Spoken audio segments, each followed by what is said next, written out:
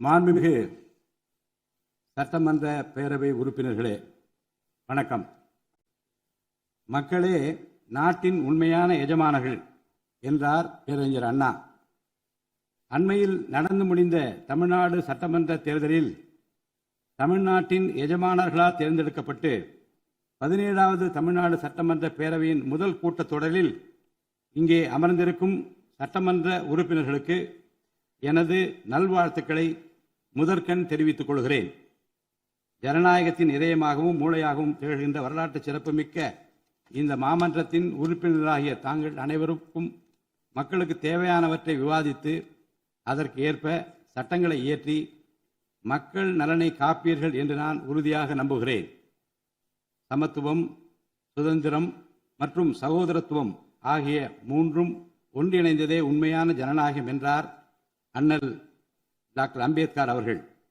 அத்தகைய ஜனநாயகம் வளர வேண்டும் என்றால் பகுத்தறிவு பகலவன் தந்தை பெரியார், பெருந்தலைவர் காமராஜர், சட்டமேதை அண்ணல் அம்பேத்கர், வீரமங்கை ராணி வேலு நாச்சியார், மக்கள் சேவகர் அஞ்சரை அம்மாள் ஆகியோரை கொள்கை தலைவர்களாக கொண்டுள்ள சாதி, மதம், மொழி, இனம், பணம் ஆகியவற்றுக்கு அப்பாற்பட்டு செயல்படும் தமிழக வெற்றி கழகத்தின் தலைவர் மாண்புமிகு தமிழ்நாடு முதலமைச்சர் திரு ச. ஜோசப் விஜய் அவர்களால் தான் முடியும் என்று முடிவெடுத்து தமிழக வெற்றி கழகத்தின் தலைமையிலான அரசினை ஆட்சி அதிகாரத்தில் தமிழ்நாட்டு மக்கள் அமர்த்தியுள்ளார்கள். மாற்றம் ஒன்றே மாறாதது என்பதற்கேற்ப தமிழ்நாட்டின் அரசியல் வரலாற்றில் இதுவரை நிகழ்ந்திராத ஒரு மாற்றம் அண்மையில் நடந்து முடிந்த தமிழ்நாடு சட்டமன்ற தேர்தலில் ஏற்பட்டிருக்கிறது. கட்சி தொடங்கிய 2 ஆண்டுகளில் மக்களின் பேராதரவுடன் தன்னந்தனியாக பல தடைக்கற்களை உடைத்தெறிந்து பணநாயகத்தை ஒழித்து ஜனநாயகத்தை நிலைநாட்டி ஆட்சியை பிடித்திருக்கிறார் சரித்திர நாயகர் மாண்புமிகு தமிழ்நாடு முதலமைச்சர் அவர்கள். மறுமலர்ச்சி என்பது மாண்புகளை மாய்த்திடும் நஞ்சு அல்ல, மாண்புகளை மாய்க்கும் நச்சு பூச்சிகளை அழித்திடும் முறை என்றார் பேரறிஞர் அண்ணா. பேரறிஞர் அண்ணா அவர்களின் பொன்மொழிக்கேற்ப தமிழ்நாட்டின் அரசியலில் ஒரு புதிய மறுமலர்ச்சியை, மகத்தான மாபெரும் விசில் புரட்சியை குறுகிய காலத்தில் ஏற்படுத்தி இமாலய சாதனை புரிந்திருக்கிறார் மாண்புமிகு முதலமைச்சர் அவர்கள். இந்திய நாடு சுதந்திரமடைந்த பிறகு தமிழ்நாட்டின் அரசியலில் 1967ஆம் ஆண்டு பேரறிஞர் அண்ணா அவர்களும் 1977ஆம் ஆண்டு புரட்சித் தலைவர் எம்ஜிஆர் அவர்களும் மாபெரும் புரட்சியை ஏற்படுத்தினார்கள். அந்த வரிசையில் 2026ஆம் ஆண்டு மாபெரும் சரித்திர புரட்சியை தன்னந்தனியாக ஏற்படுத்தி இருக்கிறார் மாண்புமிகு தமிழ்நாடு முதலமைச்சர் அவர்கள். மாநில உரிமை, பெண்கள் நலன் மற்றும் பாதுகாப்பு, சமூக நீதி, சம வாய்ப்பு, மாற்றுத்திறனாளிகள், விவசாயிகள், மீனவர்கள், நெசவாளர்கள், தொழிலாளர்கள், திருநர் மற்றும் சிறுபான்மையினர் ஆகியோரின் நலன், கல்வி, மருத்துவம் மற்றும் சுகாதாரம், உரிய பிரதிநிதித்துவம் என அனைவரையும் உள்ளடக்கிய ஆட்சி என்ற கொள்கையை அடிப்படையாக கொண்டு சட்டங்களை இயற்றும் அரசாக, திட்டங்களை தீட்டும் அரசாக, 7.5 கோடி தமிழ்நாட்டு மக்களுக்கான அரசாக இந்த அரசு விளங்கும். தமிழக வெற்றி கழகத்தின் கொள்கை தலைவர்களாக திகழும் பகுத்தறிவு பகலவன் தந்தை பெரியார், பெருந்தலைவர் காமராஜர், சட்டமேதை அண்ணல் அம்பேத்கர், ராணி வேலு நாச்சியார், மக்கள் சேவகர் அஞ்சலை அம்மாள் ஆகியோர் இன்று நம்முடன் இல்லை என்றாலும் அவர்கள் வகுத்து தந்த கொள்கைகளை கட்டிக்காத்து பேரறிஞர் அண்ணா மற்றும் புரட்சித் தலைவர் எம்ஜிஆர் அவர்களது வழியில் ஜனநாயகத்தின் மேன்மையை மேம்படுத்த தேவையான அனைத்து நடவடிக்கைகளையும் இந்த அரசு நடைமுறைப்படுத்தும். கூட்டணி ஆட்சி தத்துவத்தின் இலக்கணமாக திகழும் இந்த அரசு கடந்த 74 ஆண்டு காலமாக தமிழ்நாட்டின் அரசியல் வரலாற்றில் கண்டிராத ஆட்சியிலும் பங்கு, அதிகாரத்திலும் பங்கு என்பதை செய்து காட்டியுள்ளது. தமிழக வெற்றி கழக அரசு பொறுப்பேற்ற பின்னர் மாண்புமிகு முதலமைச்சர் திரு ச. ஜோசப் விஜய் அவர்கள் புதுதில்லியில் மாண்புமிகு இந்திய பிரதமர் திரு நரேந்திர மோடிஜி அவர்களை நேரில் சந்தித்து தமிழ்நாட்டின் நீண்டகால கோரிக்கைகளான வான்வழி அமைப்பு மையத்தை CABS கேப்ஸ் ஓசூரின் அருகில் நிறுவவும், மேகதாது அணை கட்ட கர்நாடக அரசு முயல்வதை தடுக்கவும், தமிழ்நாட்டு மீனவர்கள் இலங்கை அரசால் கைது செய்யப்படுவதை தடுத்து மீனவர்களையும் அவர்களது படகுகளையும் உடனே விடுவிப்பதற்கான நடவடிக்கைகள் அடங்கிய கோரிக்கை மனுவை அளித்து தமிழ்நாட்டிற்கு தேவையான நிதி உதவி உள்ளிட்ட அனைத்து உதவிகளையும் வழங்குமாறு கேட்டுக்கொண்டார். மேலும் ஒன்றிய அரசிடம் மாண்புமிகு முதலமைச்சர் அவர்கள் தமிழ்நாட்டிற்கு தேவையான நெடுஞ்சாலை மற்றும் உட்கட்டமைப்பு மேம்பாட்டிற்கான நிதி ஒதுக்கீடு, தேசிய முக்கியத்துவம் வாய்ந்த கல்வி நிறுவனங்களை தமிழ்நாட்டில் நிறுவுதல் மற்றும் ஓசூர், கோயம்புத்தூர் மற்றும் மதுரை நகரங்களுக்கு தேவையான மெட்ரோ ரயில் திட்டங்களுக்கு நிர்வாக ஒப்புதல் வழங்குதல் குறித்து கோரினார். நிதி ஆயோக்கின் 11வது ஆட்சி மன்ற குழு கூட்டத்தில் கலந்து கொண்ட மாண்புமிகு முதலமைச்சர் அவர்கள் இக்கோரிக்கைகளை நிறைவேற்ற மீண்டும் ஒருமுறை ஒன்றிய அரசிடம் வலியுறுத்தினார். இந்த கோரிக்கைகளை கனிவுடன் பரிசீலித்து ஒன்றிய அரசு தமிழ்நாட்டிற்கு தேவையான உதவிகளை செய்யும் என்று எதிர்பார்க்கப்படுகிறது. ஒன்றிய அரசுக்கு தமிழ்நாட்டு மக்கள் செலுத்தும் வரியிலிருந்து தமிழ்நாட்டிற்கு சேர வேண்டிய உரிய நிதி பகிர்வினை கோருவதற்கு தமிழ்நாடு சட்டமன்றத்தில் தீர்மானம் இயற்றப்படும். அவ்வாறு தீர்மானம் நிறைவேற்றுவதோடு நின்றுவிடாமல் உச்சநீதிமன்றம் வரை சென்று நிதி பகிர்வினை சட்ட ரீதியாக பெறுவதற்காக சட்ட வல்லுநர்கள் அடங்கிய சிறப்பு குழு அமைக்கப்படும். தமிழ்நாட்டிற்கு வரவேண்டிய ஒவ்வொரு ரூபாய் வருவாயும் முறையாக ஆவணப்படுத்தப்பட்டு தமிழ்நாட்டிற்கான நிதி பகிர்வில் ஒன்றிய அரசின் பாரபட்சமான அணுகுமுறை அறிக்கையாக வெளியிடப்படும். மேலும் தமிழ்நாட்டுக்குரிய நியாயமான நிதி பகிர்வை ஒன்றிய அரசிடமிருந்து பெறுவது உறுதி செய்யப்படும். தமிழ்நாட்டின் நலனை பாதுகாப்பதற்கும் மாநில உரிமைகளுக்காக போராடுவதற்கும் மாநிலங்களுக்கு தேவையான நலத்திட்டங்களை நிறைவேற்றுவதற்கும் புதிய கட்டமைப்புகளை உருவாக்குவதற்கும் ஒன்றிய அரசை தொடர்ந்து வலியுறுத்தி பெரும் முனைப்புடன் இந்த அரசு செயல்படும். கடந்த சில ஆண்டுகளில் தமிழ்நாட்டின் நிதி நிலைமை மிக மோசமான சீர்கேட்டை சந்தித்துள்ளது. மாண்புமிகு முதலமைச்சர் அவர்கள் பதவியேற்ற பிறகு ஆற்றிய தனது முதல் உரையில் உறுதியளித்தபடி கடந்த கால அரசின் தவறான நிதி நிர்வாகத்தின் மறைக்கப்பட்ட உண்மை நிலையை வெளிக்கொணரும் வகையில் தமிழ்நாட்டின் நிதி நிலை குறித்த வெள்ளை அறிக்கையை இந்த அரசு வெளியிட்டுள்ளது. கடந்த 5 ஆண்டுகளில் மட்டும் கடனின் அளவு ஏறத்தாழ 2 மடங்காக உயர்ந்தது. 10 லட்சம் கோடி ரூபாய் என்ற அளவை எட்டியுள்ளது. இது தற்போது மாநில மொத்த உள்நாட்டு உற்பத்தி மதிப்பில் ஜிஎஸ்டிபி 28.3% உள்ளது. இதன் காரணமாக தமிழ்நாட்டில் வாழும் ஒவ்வொரு தனி நபர் மீதும் 1 லட்சம் ரூபாய்க்கும் அதிகமான கடன் சுமை உள்ளது. 2024-25 நிதியாண்டில் 48,840 கோடி ரூபாயாக இருந்த மாநிலத்தின் வருவாய் பற்றாக்குறை 2025-26 நிதியாண்டில் 78,324 கோடி ரூபாயாக ஒரே ஆண்டில் உயர்ந்து மாநில மொத்த உள்நாட்டு உற்பத்தி மதிப்பில் ஜிஎஸ்டிபி 2.2% உள்ளது. மொத்த வருவாய் வரவுகளில் கிட்டத்தட்ட 23% வட்டி செலுத்துவதற்கே செலவிடப்படுகிறது. வருவாய் இழப்புகள் மற்றும் வரி வசூல் துறைகளில் நிலவும் திட்டமிட்ட ஊழல் காரணமாக 2021-22 நிதியாண்டில் மாநில மொத்த உள்நாட்டு உற்பத்தி மதிப்பில் 5.93% இருந்த வரி வருவாய் 2025-26 நிதியாண்டில் 5.45% குறைந்துள்ளது. அரசுக்கு நியாயமாக செல்ல வேண்டிய திசை மாறி சென்ற வருவாயை முறையாக அரசின் கருவூலத்திற்கு கொண்டு வர இந்த அரசு ஏற்கனவே ஒருங்கிணைந்த நடவடிக்கைகளை தொடங்கியுள்ளது. இதுவரை தடமாறி சென்ற வருவாயை அரசின் கணக்குக்கு கொண்டு வரும் பொருட்டு மதுபான உற்பத்தியாளருக்கான கூடுதல் சிறப்பு கட்டணத்தை பிரிவிலேஜ் ஃபீ இந்த அரசு அண்மையில் விதித்துள்ளது. இதன் மூலம் அரசின் கருவூல கணக்கில் வரவு வராத வருவாய்கள் அனைத்தும் முழுமையாக முறைப்படுத்தப்படும். அரசின் அதிகாரப்பூர்வ கருவூல வருவாயாக நேரடியாக மாற்ற நடவடிக்கைகள் எடுக்கப்பட்டும் அரசிற்கு ஓர் ஆண்டிற்கு 1000 கோடி ரூபாய் வரை வரவு எதிர்பார்க்கப்படுகிறது. வருவாய் வரவுகளில் ஏற்படும் அனைத்து இழப்புகளையும் அதேபோல் அரசு பணிகள் மற்றும் இதர அரசு செலவினங்களில் ஏற்படும் இழப்புகளையும் தடுத்து நிதி நிலையை மீண்டும் சீரான பாதைக்கு கொண்டு வர இந்த அரசு அனைத்து நடவடிக்கைகளையும் மேற்கொண்டு வருகிறது. இதன் மூலம் தமிழ்நாட்டு மக்களுக்கு அளித்த வாக்குறுதிகளை இந்த அரசு முழுமையாக நிறைவேற்றும். மிகவும் சவாலான நிதி நெருக்கடியினை தமிழ்நாடு அரசு சந்தித்து வரும் வேளையிலும் மக்களுக்கு அளித்த வாக்குறுதிகளை நிறைவேற்றும் முனைப்புடன் இந்த அரசு ஆட்சி பொறுப்பேற்றவுடன் மாண்புமிகு முதலமைச்சர் அவர்கள் முதல் 3 உத்தரவுகளாக நுகர்வோரின் மின் கட்டணத்தினை குறைத்திடும் விதமாக அரசிற்கு ஏற்படக்கூடிய 1730 கோடி ரூபாய் செலவில் 2 மாதங்களுக்கு 500 யூனிட் வரை பயன்படுத்தும் வீடுகளுக்கு 200 யூனிட் இலவச மின்சாரம் வழங்கவும், மாநிலத்தின் அனைத்து மாவட்டங்களிலும் போதைப் பொருள் தடுப்பு சிறப்பு படையினை உருவாக்கவும் மற்றும் பெண்கள் மற்றும் குழந்தைகளின் பாதுகாப்பிற்காக சிங்கப்பெண் சிறப்பு அதிரடி படையினை ஏற்படுத்தவும் ஆணையிட்டுள்ளார்.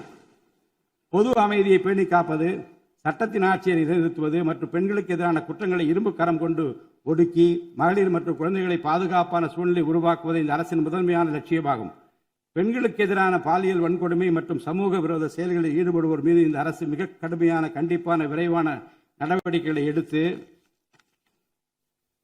உரிய சட்ட பிரிவுகளின் கீழ் அதிகபட்ச தண்டனை பெற்றுத்தரும். பெண்கள் மற்றும் குழந்தைகளின் பாதுகாப்பினை உறுதி செய்யும் பொருட்டு உருவாக்கப்பட்ட சிங்கப்பெண் சிறப்பு அதிரடிப்படை 2545 புதிய பணியிடங்களுடன் 319 புதிய 4 சக்கர ரோந்து வாகனங்கள், 101 இருசக்கர வாகனங்கள் மற்றும் ட்ரோன்களுடன் 354 கோடி ரூபாய் நிதி ஒதுக்கீட்டில் இப்பணியினை மிக சிறப்பாக செய்து முடிக்கும். கடந்த சில ஆண்டுகளாக தமிழ்நாட்டில் போதைப்பொருள் கலாச்சாரம் வேரூன்றியுள்ளது. இதனை கட்டுப்படுத்த முந்தைய அரசு ஆக்கப்பூர்வமான நடவடிக்கைகள் எதையும் எடுக்கவில்லை. தமிழ்நாட்டின் சட்டம் ஒழுங்கு சீர்கேட்டிற்கு முதற் காரணம் மாநிலத்தின் பரவலாக கிடைக்கும் போதைப்பொருள் பழக்கம்தான். போதைப்பொருள் இல்லாத தமிழ்நாட்டை உருவாக்குவது இந்த அரசு முழு மூச்சுடன் செயல்படும். இதனை செயல்படுத்தும் விதமாக போதைப்பொருள் தடுப்பு சிறப்பு படை அனைத்து மாவட்டங்களை உருவாக்க இந்த அரசு உத்தரவிட்டுள்ளது.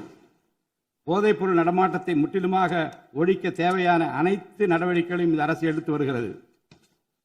பொதுமக்களின் நலனில் பெரிதும் அக்கறை கொண்ட இந்த அரசு பொறுப்பேற்றவுடன் முதற்கட்டமாக வழிபாட்டு தலங்கள், கல்வி நிறுவனங்கள் மற்றும் பேருந்து நிலையங்களுக்கு அருகில் 500 மீட்டர் தொலைவில் அமைந்திருந்த 717 மதுபான சில்லறை விற்பனை கடைகள் மூடப்பட்டுள்ளன. கள்ளச்சாராய நடமாட்டம் மற்றும் சட்டவிரோத மது விற்பனையை முற்றிலும் ஒழிப்பதற்கும் இத்துறையில் முழுமையான கண்காணிப்பை ஏற்படுத்துவதற்கும் தேவையான கடுமையான விதிமுறைகள் உருவாக்கப்பட்டு நடைமுறைப்படுத்தப்படும். இதன் மூலமாக ஆயத்தீர்வை வசூல் மற்றும் மதுபான விநியோகத்தில் உள்ள முறைகேடுகள் தடுக்கப்பட்டு மாநிலத்தின் சமூக பொருளாதார சூழல் நல்வழிப்படுத்தப்படும். தமிழ்நாட்டில் கனிம வளத்துறையில் மலிந்து கிடக்கும் ஊழல் முறைகேடுகள் காரணமாக கனிம வளங்கள் மூலம் கிடைக்கும் வருவாயில் பெரும் அளவில் இழப்பு ஏற்பட்டுள்ளது. மாநிலத்தில் உள்ள கனிம வளங்களை திறம்படவும் சுற்றுச்சூழலுக்கு உகந்த வகையில் நீடித்த காலத்திற்கு பயன்படுத்துவதையும் இந்த அரசு உறுதி செய்யும். அரசின் கருவூலத்திற்கு வரவேண்டிய வருவாய் வேறு வழிகளில் திசை மாறி செல்வதை தடுத்து அது முறையாக வந்து சேருவதை உறுதி செய்வதற்காக முறையான ஒழுங்குமுறை மற்றும் அமலாக்கத்தின் மூலம் திட்டமிட்ட சட்டவிரோத கனிம தொழிலும் வரி ஏய்ப்பும் இரும்பு கரம் கொண்டு ஒடுக்கப்படுகின்றன. இந்த முயற்சிகளின் வாயிலாக கனிமங்கள் மூலமாக கிடைக்கும் வருவாயை இரட்டிப்பாக்க அரசு தீவிரமாக முயன்று வருகிறது. இந்த அரசு பொறுப்பேற்றவுடன் தமிழ்நாட்டில் உள்ள ஏரிகள் மற்றும் குளங்களில் படிந்துள்ள வண்டல் மண்ணை விவசாய பெருமக்கள், மட்பாண்ட தொழிலாளர்கள் மற்றும் தனிநபர்களின் வீட்டு உபயோகங்களுக்கு விலையில்லாமல் வழங்குவதற்கு அனுமதி அளிக்கப்பட்டுள்ளது. இதன் மூலம் நீர்நிலைகளின் கொள்ளளவு அதிகரிப்பதற்கு வழிவகை ஏற்படுவதுடன் மழைநீர் மற்றும் நிலத்தடி நீர் சேமிப்பிற்கும் உதவிகரமாக இருக்கும். இத்திட்டமானது மண் வளத்தை மேம்படுத்தி அதன் மூலம் வேளாண் உற்பத்தி திறனையும் அதிகரிக்கும். இத்திட்டத்தின் கீழ் தற்போது வரை 18,274 ஏரிகள் மற்றும் குளங்கள் அறிவிக்கை செய்யப்பட்டுள்ளன. வேளாண் பெருமக்களுக்கு உதவும் வகையில் கூட்டுறவு சங்கங்களின் மூலம் 75,000 ரூபாய் வரை பயிர்க்கடன் பெற்ற விவசாயிகளுக்கு 100% முழுமையாக பயிர்க்கடன் தள்ளுபடி செய்தும், மற்ற விவசாயிகளுக்கு 35,000 ரூபாய் பயிர்க்கடன் தள்ளுபடி செய்தும் மாண்புமிகு தமிழ்நாடு முதலமைச்சர் உத்தரவிட்டுள்ளார். இதன் மூலம் 14.43 லட்சம் விவசாயிகள் பயனடைவர். இதனால் சுமார் 6,000 கோடி ரூபாய் அரசிற்கு கூடுதல் செலவினம் ஏற்படும். வேளாண் துறையை மறுமலர்ச்சி அடைய செய்வதும் வேளாண் பெருமக்களின் வாழ்வாதாரத்தை மேம்படுத்துவதுமே இந்த அரசின் முதன்மையாக கொள்கையாகும். விவசாயிகளுக்கு வழங்கப்படும் உடனடி நிதி உதவிகள் மற்றும் கடன் தள்ளுபடிகள் மட்டுமின்றி முறையான நீர்ப்பாசன மேலாண்மை, நவீன விவசாய தொழில்நுட்பங்கள், குளிர்பதன கிடங்கு வசதிகளை மேம்படுத்துதல் மற்றும் விளைபொருட்களுக்கு உரிய லாபகரமான விலை கிடைப்பதை உறுதி செய்தல் போன்றவற்றின் மூலம் விவசாயிகளின் நலன்களை காக்கும் முதன்மை சக்தியாக இந்த அரசு செயல்படும். நிர்வாக அமைப்பில் மலிந்து கிடக்கும் ஊழலை வேரோடு அறுத்து நேர்மையான, வெளிப்படையான, தூய்மையான நிர்வாகத்தை மக்களுக்கு வழங்குவதில் இந்த அரசு உறுதியாக உள்ளது. இதற்கேற்ப அனைத்து துறை சார்ந்த கொள்முதல்கள் மற்றும் ஒப்பந்த புள்ளிகள் எவ்வித ஒளிவு மறைவுமின்றி கடுமையான கண்காணிப்பு வழிமுறைகளுக்கு உட்படுத்தப்படும். கடந்த காலங்களில் நிலவிய முறையற்ற நிதி பரிமாற்றங்களும் இடைத்தரகர்களின் தலையீடுகளும் முற்றிலுமாக ஒழிக்கப்படும். ஒவ்வொரு சமூகத்திற்கும் உரிய அளவிலான பிரதிநிதித்துவம் கிடைப்பதே உண்மையான சமூக நீதி என்பது இந்த அரசின் அடிப்படை கொள்கை. இந்த கொள்கை மற்றும் வாக்குறுதியை நிறைவேற்ற சாதிவாரி கணக்கெடுப்பினை மக்கள் தொகை கணக்கெடுப்புடன் இணைந்து விரைவாக முடிக்க நாம் ஒன்றிய அரசினை வலியுறுத்துவோம். ஒன்றிய அரசின் சாதிவாரி கணக்கெடுப்பு முடிந்த பின்னர் தமிழ்நாடு அரசு சமூக நீதி கணக்காய்வினை நடத்தும். 1968 ஆண்டில் பேரறிஞர் அண்ணா அவர்கள் முதலமைச்சராக இருந்தபோது மும்மொழி கொள்கை நீக்கப்பட வேண்டும், தமிழ் மற்றும் ஆங்கிலம் ஆகிய இருமொழிகள் மட்டுமே பயிற்றுவிக்கப்பட வேண்டும் என்ற தீர்மானம் தமிழ்நாடு சட்டமன்ற பேரவையில் நிறைவேற்றப்பட்டது. அன்று முதல் இன்று வரை தமிழ்நாட்டில் இருமொழி கொள்கையே கடைபிடிக்கப்பட்டு வருகிறது. இருமொழி கொள்கை என்பது தமிழ்நாட்டு மக்களால் ஏற்றுக்கொள்ளப்பட்ட ஒன்று என்ற சூழ்நிலையில் அதனையே இந்த அரசு தொடர்ந்து கடைபிடிக்கும். சென்னை உயர்நீதிமன்றம் மற்றும் சென்னை உயர்நீதிமன்ற மதுரை கிளையில் தமிழ் மொழியை வழக்காடு மொழியாக பயன்படுத்தவும் உச்ச நீதிமன்ற கிளையை சென்னையில் அமைக்கவும் ஒன்றிய அரசை இந்த அரசு வலியுறுத்தும். தேசிய கல்விக் கொள்கை 2020 இந்த அரசு கடுமையாக எதிர்க்கும். தேசிய கல்விக் கொள்கையின்படி மும்மொழி கொள்கையை கடைபிடித்தால்தான் அனைவருக்கும் கல்வி இயக்கம் திட்டத்தின் கீழ் தமிழ்நாட்டிற்கு நியாயமாக கிடைக்கப்பெற வேண்டிய 3458 கோடி ரூபாய் நிதியை விடுவிக்க முடியும் என்ற ஒன்றிய அரசின் நிலைப்பாடு ஏற்றுக்கொள்ளக்கூடியது அல்ல. இது மும்மொழி கொள்கையை தமிழ்நாட்டில் திணிப்பதற்கு சமமாகும். மும்மொழி கொள்கையை நிறைவேற்றினால்தான் நிதி ஒதுக்கீடு செய்யப்படும் என்ற நிலைப்பாட்டை ஒன்றிய அரசு மறுபரிசீலனை செய்து தமிழ்நாட்டுக்குரிய நிதியை உடனடியாக விடுவிக்க ஒன்றிய அரசை இந்த அரசு வலியுறுத்தும். அரசியலமைப்பு சட்டத்தின் கீழ் கல்வியானது பொதுப்பட்டியலில் இருப்பதன் காரணமாக நீட் தேர்வு, தேசிய கல்விக் கொள்கை திணிப்பு, மும்மொழி கொள்கை போன்ற பிரச்சனைகள் ஏற்படுகின்றன. எனவே கல்வியை பொது பட்டியலில் இருந்து மாநில பட்டியலுக்கு மாற்ற தேவையான அனைத்து முயற்சிகளையும் இந்த அரசு மேற்கொள்ளும். உண்மையான கல்வி சீர்திருத்தம் என்பது கல்வி நிறுவனங்களின் தரத்தையும் அதன் கற்பித்தல் திறனையும் உயர்த்துவதிலே அடங்கியுள்ளது. இதற்கேற்ப மாநிலத்தின் பல்கலைக்கழகங்கள் மற்றும் உயர்கல்வி நிறுவனங்களில் நீண்ட காலமாக நிரப்பப்படாமல் உள்ள தேவையான உதவி பேராசிரியர் மற்றும் ஆசிரியர் காலி பணியிடங்களை தகுதி மற்றும் திறமையின் அடிப்படையில் வெளிப்படையான முறையில் நிரப்புவதற்கு இந்த அரசு போர்க்கால அடிப்படையில் நடவடிக்கை எடுக்கும். அது மட்டுமின்றி உயர்கல்வித்துறையில் பல்வேறு அடிப்படை சீர்திருத்தங்களை இந்த அரசு கொண்டு வரும். இதன் மூலம் உலகத்தரம் வாய்ந்த உயர்கல்வி தமிழ்நாடு மாணவர்களுக்கு கிடைக்கப்பெறும். தமிழ்நாட்டின் நெற்களஞ்சியமாக விளங்குவது காவிரி டெல்டா பகுதி. டெல்டா மாவட்டங்களின் பிரதான நீர் ஆதாரமான காவிரி நீரினையே டெல்டா பகுதி விவசாயிகள் நம்பியுள்ளனர். காவிரி நீரை பயன்படுத்துவதில் தமிழ்நாட்டிற்கு உள்ள உரிமை மிக பழமை வாய்ந்தது. நம்முடைய உரிமையை உச்சநீதிமன்றத்தில் நிலைநாட்டிய பின்பும் காவிரி நீரை பெறுவதற்கு ஒவ்வொரு ஆண்டும் போராட வேண்டிய நிலை இருக்கிறது. உரிய நீருக்கு பதிலாக உபரி நீர்தான் தமிழ்நாட்டிற்கு கர்நாடக அரசால் வழங்கப்படுகிறது. இந்த நிலையில் மேகதாது திட்டத்தை செயல்படுத்த கர்நாடக அரசு முயன்று வருகிறது. இந்த திட்டம் செயல்படுத்தப்பட்டால் விவசாயிகளின் வாழ்வாதாரம் பாதிக்கப்படுவதுடன் வேளாண் உற்பத்தியும் கடுமையாக பாதிப்படையும். இதனை தடுத்து நிறுத்தவும் தமிழ்நாட்டிற்கு நீரை உரிய காலத்தில் பெற்றுத்தரவும் தேவையான சட்ட நடவடிக்கைகளை இந்த அரசு எடுத்து வருகிறது. தமிழ்நாட்டு மீனவர்கள் தங்களின் வாழ்வாதாரம் மற்றும் பொருளாதார பாதுகாப்பை பாதிக்கும் பல்வேறு சவால்களை தொடர்ந்து எதிர்கொண்டு வருகின்றனர்.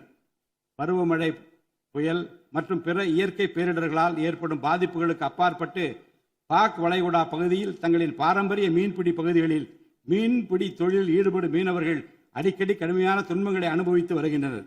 அவர்கள் இலங்கை கடற்படை அதிகாரிகளால் கைது செய்யப்படுவதும் அவருடைய மீன்பிடி படகுகள் பறிமுதல் செய்யப்பட்டு நீண்ட காலம் பிடித்து வைக்கப்படுவதும் கணிசமான அளவில் அபராதங்கள் விதிக்கப்படுவதும் தொடர்ந்து நடைபெற்று வருகின்றன. இந்த நீண்டகால பிரச்சினைக்கு தீர்வு காண ஒன்றிய அரசு தொடர்ந்து வலியுறுத்தும். அதே நேரத்தில் மீனவர்களின் வாழ்வாதாரத்தையும் பொருளாதார நிலைத்தன்மையையும் வலுப்படுத்தும் பல்வேறு நடவடிக்கைகளையும் மேற்கொள்ளும். காலநிலை மாற்றத்தினை எதிர்கொள்வதிலும் தமிழ்நாட்டின் வனப்பரப்பு மற்றும் பசுமை பரப்பினை உயர்த்துவதிலும் சதுப்பு நில காடுகள், ஈரநிலங்கள், கடலோர பகுதிகள் என அனைத்து வகையான சூழலியல் முக்கியத்துவம் வாய்ந்த நிலப்பரப்புகளை பாதுகாப்பதிலும் இந்த அரசு உறுதியாக செயல்படும். நிலத்தடி நீர்மட்டத்தை உயர்த்தவும் மழை காலங்களில் வரும் நீரை சேமிக்கவும் ஏதுவாக ஏரிகள் மற்றும் குளங்கள் பராமரிப்பு திட்டம் ஒவ்வொரு ஆண்டும் செயல்படுத்தப்படும். மேலும் கடலுக்கு செல்கின்ற நீரை தடுக்கும் வகையிலும் மழை நீரினை சேமிக்கும் வகையிலும் தேவையான இடங்களில் தடுப்பணைகள் கட்ட நடவடிக்கைகள் மேற்கொள்ளப்படும். தென் மாவட்ட மக்களின் உயிர் நாடியாக விளங்குவது முல்லை பெரியாறு அணையாகும். முல்லை பெரியாறு அணை நீர்மட்டத்தை 142 அடி வரை உயர்த்திக் கொள்ள உச்சநீதிமன்றம் 2014 ஆண்டு ஆணையிட்டதோடு அணையை வலுப்படுத்திய பின் அணையின் நீர்மட்டத்தை 152 அடி வரை உயர்த்திக் கொள்ளலாம் என்றும் அறிவுறுத்தி இருக்கிறது.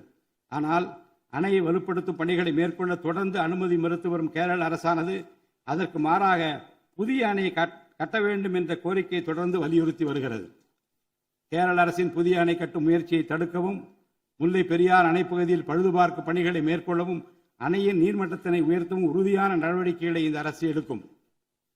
நதிநீர் இணைப்பு திட்டத்தை செயல்படுத்தும் விதமாக முதற்கட்டமாக தமிழ்நாட்டில் உள்ள நதிகளை இணைக்கவும், அதனைத் தொடர்ந்து ஒன்றிய அரசிடம் வலியுறுத்தி தென் மாநிலங்களில் உள்ள நதிகளை இணைக்கவும் இந்த அரசு தீவிரமாக முயற்சி மேற்கொள்ளும். கீழடி, ஆதிச்சநல்லூர், கொடுமணல், மயிலாடும்பாறை, சிவகலை, அழகன்குளம், அரிக்கமேடு, சல்வன்குப்பம் மற்றும் பூம்புகார் ஆகிய தலங்களில் தொடர்ந்து தொல்லியல் துறை ஆராய்ச்சி மேற்கொள்ளவும், கீழடி, ஆதிச்சநல்லூர் ஆகிய இரு தலங்களுக்கு யுனெஸ்கோவின் உலக பாரம்பரிய சின்னம் என்ற அங்கீகாரத்தை கிடைக்கவும், இத்தலங்களுக்கு பள்ளி மாணவர்களை கல்வி சுற்றுலா அழைத்துச் செல்லவும் இந்த அரசு வழிவகை செய்யும். மேலும் ஆதிச்சநல்லூர், கொடுமணல், கங்கை கொண்ட சோழபுரம் ஆகிய பண்பாட்டு தலங்களில் மிக மெய்மை மற்றும் மெய்நிகர் தோற்றம், ஆக்மெண்டட் ரியாலிட்டி, வர்ச்சுவல் ரியாலிட்டி ஆகிய தொழில்நுட்பங்களின் மூலம் சுற்றுலா பயணிகளுக்கு தமிழர் நாகரிகம் மீட்டுருவாக்கம் செய்யப்பட்டு அதன் அனுபவம் வழங்கப்படும். இவற்றுடன் இணைந்து மாநிலத்தின் இயற்கை வளங்களையும் சுற்றுச்சூழல் சமநிலையையும் பேணிக்காக்கும் வகையில் ஒரு விரிவான நிலையான சுற்றுலா கொள்கை, சஸ்டைனபிள் டூரிசம் பாலிசி வகுக்கப்படும். சுற்றுச்சூழல் பாதுகாப்போடு உட்கமைப்பை மேம்படுத்தி தமிழ்நாட்டை உலகளாவிய பாரம்பரிய மற்றும் சூழல்சார் சுற்றுலா தலமாக இந்த அரசு மாற்றும். வரும் 2036ஆம் ஆண்டிற்குள் தமிழ்நாட்டை $15 டிரில்லியன் பொருளாதாரம் கொண்ட மாநிலமாக உருவாக்கிட வேண்டும் என்ற முதலமைச்சர் அவர்களின்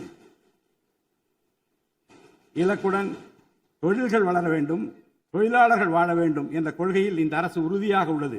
தமிழ்நாட்டில் தொழில் வளர்ச்சியை மேம்படுத்தும் வகையில் தொழில் நிறுவனங்கள் தொடங்குவதற்கான நடைமுறைகள் எளிமைப்படுத்தப்படும். இதன்படி குறு, சிறு மற்றும் நடுத்தர தொழில்கள் தொடங்க தேவையான அனுமதியினை ஒற்றைச்சாளர முறையில் விரைவாக வழங்குவதற்கான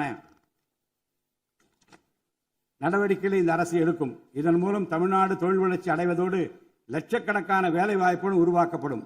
மாநிலத்தின் பொருளாதார நிலைத்தன்மையையும் தொழில்துறை வளர்ச்சியையும் ஊக்குவிக்கும் நோக்குடன் முந்தைய தொழில் கொள்கைகளின் தொடர்ச்சியை பேணுவதோடு தற்கால மற்றும் வருங்கால தேவைகளை கருத்தில் கொண்டு ஒரு புதிய தொழில் கொள்கையை இந்த அரசு வகுத்து உள்நாட்டு மற்றும் உலகளாவிய நிறுவனங்கள் தமிழ்நாட்டில் தங்களது முதலீடுகளை மேற்கொள்வதற்கான சிறப்பு ஊக்கத்தொகை திட்டங்களை இந்த அரசு செயல்படுத்தும். அனைத்து துறைகளுக்கும் பொருந்தக்கூடிய வகையில் ஒற்றைச்சாளர முறை, சிங்கிள் விண்டோ சிஸ்டம் முழுமையான டிஜிட்டல் தளமாக மேம்படுத்தி எவ்வித நிர்வாக தாமதமின்றி அனைத்து அனுமதிகளையும் விரைந்து வழங்கி தொழில் தொடங்குவதை எளிதாக்கும். ஈஸ் ஆஃப் டூயிங் பிசினஸ் சூழலை இந்த அரசு மேம்படுத்தும். பன்னாட்டு நிறுவனங்களின் முதலீடுகளை ஈர்க்கும் வகையில் தமிழ்நாடு முதலீட்டாளர் ஊக்குவிப்பு ஆணையம் ஒன்று தலைமைச் செயலாளர் தலைமையில் ஏற்படுத்தப்படும். இந்த ஆணையத்தின் மூலம் 200 கோடி ரூபாய்க்கும் அதிகமாக முதலீடு செய்யும் நிறுவனங்கள் அல்லது 5000 பேருக்கு வேலைவாய்ப்பு வழங்கும் நிறுவனங்களுக்கு விரைந்து தொழில் தொடங்க அனுமதி அளிக்க நடவடிக்கை எடுக்கப்படும். வறுமையில்லா தமிழ்நாட்டை உருவாக்குவது இந்த அரசின் முதன்மையான குறிக்கோள். வறுமையை முற்றிலும் ஒழிக்கும் வகையில் தமிழ்நாட்டில் உள்ள ஏழை குடும்பங்கள் கண்டறியப்பட்டு அவர்களுக்கு அரசின் நலத்திட்டங்கள் சென்றடைவதை உறுதி செய்வதுடன் அவர்களின் வாழ்வாதாரத்தை மேம்படுத்தவும் அவர்கள் சுய தொழில் செய்வதற்கான வாய்ப்புகளையும் வசதிகளையும் இந்த அரசு ஏற்படுத்தி தரும். இந்தியாவில் நகரமயமாதல் முன்னோடிய மாநிலமாக தமிழ்நாடு விளங்குகிறது. வரும் 2031ஆம் ஆண்டிற்குள் நகர்ப்புற சிறப்பிற்கான இந்தியாவின் முன்மாதிரி மாநிலமாக தமிழ்நாடு திகழும். தமிழ்நாட்டில் உள்ள ஒவ்வொரு மாநகராட்சி, நகராட்சி மற்றும் பேரூராட்சியும் தங்களது குடிமக்களுக்கு உயர்தர வாழ்க்கையை உறுதி செய்யும் வகையில் தூய்மையான குடிநீர் விநியோகம், நவீன நகர்ப்புற கட்டமைப்பு, பசுமையான மற்றும் தூய்மையான சூழல், டிஜிட்டல் நிர்வாகம் மற்றும் நிலையான பொருளாதார வாய்ப்புகளை அடுத்த 5 ஆண்டுகளில் வழங்கும். அரசு துறைகளில் உள்ள காலி பணியிடங்களை நிரப்ப குறித்த நேரத்தில் எவ்வித ஒளிவு மறைவுமின்றி தேர்வாணையங்கள் மூலம் தேர்வுகள் நடத்தப்பட்டு முறைப்படி காலி பணியிடங்கள் நிரப்பப்படும். இதன் மூலம் ஆயிரக்கணக்கான இளைஞர்களின் அரசு பணி கனவு மெய்ப்படும். செயற்கை நுண்ணறிவிற்கு தனி கவனம் செலுத்த வேண்டியதன் அவசியத்தை கருத்தில் கொண்டு இந்த அரசு தகவல் தொழில்நுட்பவியல் மற்றும் டிஜிட்டல் சேவைகள் துறையின் வரம்பை செயற்கை நுண்ணறிவையும் உள்ளடக்கும் வகையில் விரிவுபடுத்தியுள்ளது.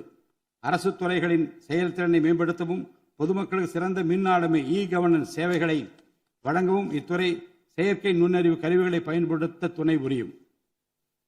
தமிழ்நாடு அரசு சமூக நீதியை காப்பதில் உறுதியுடன் இருந்து தமிழ்நாட்டின் 69% இடஒதுக்கீட்டை பாதுகாப்பதற்கான அனைத்து முயற்சிகளை மேற்கொண்டு வருகிறது. மேலும் சிறுபான்மையினரின் அரணாக திகழும் அரசு சிறுபான்மையினரின் முன்னேற்றத்திற்கும் அவர்களின் உரிமைகளை நிலைநாட்டவும் என்றும் உறுதுணையாக இருக்கும் இந்த அரசு ஒரு உண்மையான மதசார்பற்ற சமூக நீதி அரசாக திகழும் என்பதில் எனக்கு ஐயமில்லை.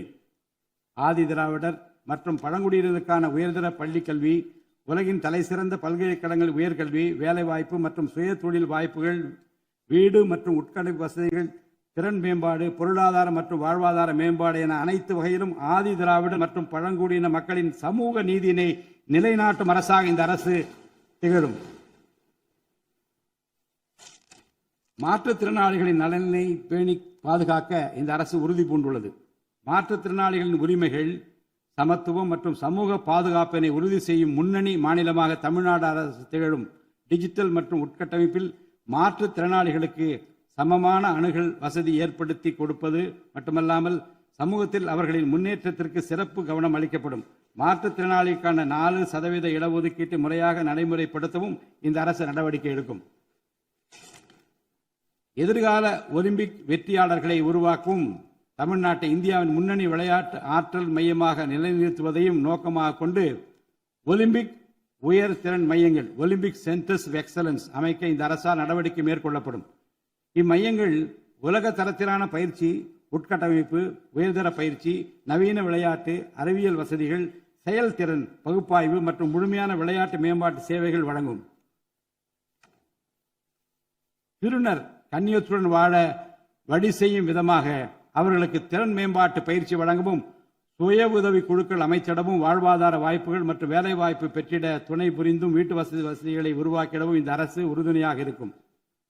நமது வரலாற்று சிறப்புமிக்க ஆன்மீக கோயில்களின் நிர்வாகத்தை மேம்படுத்தும் வகையில் இந்து சமய அறநிலையத்துறையில் கட்டமைப்பு சீர்திருத்தங்களை இந்த அரசு மேற்கொள்ளும். கோயில் சொத்துக்கள், நிலங்கள் மற்றும் அறக்கட்டளை வருவாய்கள் அனைத்தையும் முழுமையாக தணிக்கை ஆடிட் செய்வதற்கும் கணக்குகளை வெளிப்படையாகவும் கணினிமயமாகவும் கொண்டு வருவதற்கும் நடவடிக்கை எடுக்கப்படும். முந்தைய காலங்களில் நிலவி வந்த நிர்வாக முறைகேடுகள் முற்றிலும் களையப்பட்டு கோயில்களில் அசையும் மற்றும் அசையா சொத்துக்கள் அனைத்தும் அதன் புனிதமான நோக்கங்களுக்காக மட்டுமே பயன்படுத்தப்படும் இந்த அரசால் உறுதி செய்யப்படும். அரசின் நலத்திட்டங்களை மக்களிடம் எடுத்துச் செல்வதில் முக்கிய பங்கு வகிப்பவர்கள் அரசு ஊழியர்கள். இளைய சமுதாயத்தை நல்வழிப்படுத்துவதில் முக்கிய பங்கு வகிப்பவர்கள் ஆசிரியர்கள். அரசு ஊழியர்கள், ஆசிரியர்கள் மற்றும் ஓய்வூதியதாரர்களின் நலன்களை தொடர்ந்து பாதுகாக்கப்படும். அவர்களுக்கான மருத்துவ காப்பீட்டு திட்டங்கள் மேலும் செம்மைப்படுத்தப்படும். தமிழ்நாட்டின் வளர்ச்சியினை மேலும் ஊக்குவித்துவிடவும், மக்களின் வாழ்வாதாரத்தினை மேம்படுத்திடவும் அனைத்து துறைகளையும் உள்ளடக்கிய வெற்றி தமிழகம் தொலைநோக்கு திட்டங்கள் அடுத்த 5 ஆண்டுகளில் இவ்வரசு செயல்படுத்தும். தமிழ் அடையாளம் மற்றும் பெருமை, கண்ணியமான வாழ்வு மற்றும் சமூக பாதுகாப்பு, மகளிர் நலன், இளைஞர் நலன், விவசாயிகள், விவசாய கூலி தொழிலாளர்கள் மற்றும் மீனவர் நலன், உலகத்தரம் வாய்ந்த கல்வி, வளமான தமிழ்நாடு, சிறந்த மருத்துவம் மற்றும் சுற்றுச்சூழல், உலகத்தரமான கட்டமைப்பு மற்றும் மக்கள் நல அரசு, நேர்மையான மற்றும் வெளிப்படையான நிர்வாகம் என 10 தூண்களை உள்ளடக்கிய வளர்ச்சி பாதையாக இது இருக்கும். எத்தனை தடைகள் வந்தாலும் அனைத்தையும் தகர்த்தெறிந்து ஊழலற்ற நேர்மையான நிர்வாகத்தை தந்து அதன் மூலம் பொருளாதார மறுமலர்ச்சியை ஏற்படுத்திட இந்த அரசு உறுதி பூண்டுள்ளது. அரசின் நலத்திட்டங்கள் அனைத்து பிரிவினரையும் சென்றடைய இந்த அரசு செயலாற்றும். இந்த அரசால் அறிவிக்கப்பட்ட வாக்குறுதிகள் அனைத்தும் மாநிலத்தின் நிதி நிலையை சீரமைத்து வருங்காலங்களில் ஒவ்வொன்றாக நிறைவேற்றப்படும். தமிழ்நாட்டு மக்கள் மிகுந்த எதிர்பார்ப்புக்கிடையில் படைபலம், பணபலம், அதிகார பலத்தை மீறி மாண்புமிகு முதலமைச்சர் திரு ஜோசப் விஜய் அவர்களின் தலைமையிலான இந்த அரசை தேர்ந்தெடுத்திருக்கிறார்கள். இம்மக்களின் எதிர்பார்ப்புகளை நிறைவேற்ற வேண்டியது இந்த அரசின் கடமை. இந்த கடமையை நிறைவேற்ற சட்டமன்ற உறுப்பினராகி நீங்கள் எல்லாம் இந்த அரசுக்கு ஒத்துழைப்பு அளிப்பீர்கள் என்று நம்புகிறேன். இந்த மாமன்றத்தில் நடைபெறும் விவாதங்களில் கலந்து கொண்டு அரசுக்கு ஆக்கப்பூர்வமான ஆலோசனைகளை வழங்குவீர்கள் என்பது எனக்கு ஐயமில்லை. பிறப்புக்கும் எல்லா உயிர்க்கும் என்ற வள்ளுவரின் வாக்கிற்கு ஏற்றார் போல அனைவருக்குமான அரசாக, மக்களுக்கான அரசாக, வெறுப்பு வெறுப்பின்றி நேர்மையாக, வெளிப்படையாக, ஒளிவு மறைவின்றி இந்த அரசு செயல்படும். தமிழ்நாட்டை இந்தியாவிலேயே தலைசிறந்த மாநிலமாக உருவாக்கி காட்டுவோம். மற்ற மாநிலங்களுக்கு முன்மாதிரியாக தமிழ்நாடு விளங்க பாடுபடுவோம். அரசின் இந்த முயற்சிக்கு சட்டமன்ற உறுப்பினர்கள் அனைவரும் முழு ஒத்துழைப்பு நல்க வேண்டும் என்று கேட்டு எனது உரையை நிறைவு செய்கிறேன். நன்றி, வணக்கம்.